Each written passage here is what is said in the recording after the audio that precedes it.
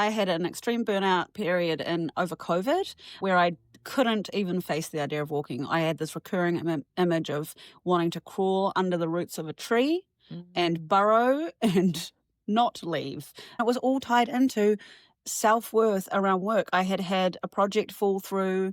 I just had this feeling of like, who am I if I'm not Melody Thomas who does this work? And it's so fucked to even think about myself in that objective from the outside way in, but that's how I was living my life.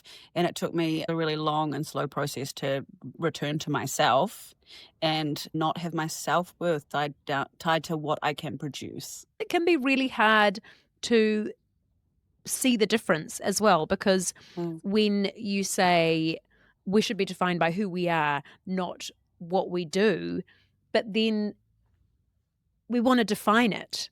Naturally, I think we want to define that and think, because I can define my work and that's really obvious, but then how do I define myself? Do we need Why to? do we? But even internally, though, don't you want to know that yourself? Not within a conversation of like, hey, who are you? What do you do? I reckon at the point of my real burnout, I couldn't have even answered to myself, who are you? Without referring to what I do.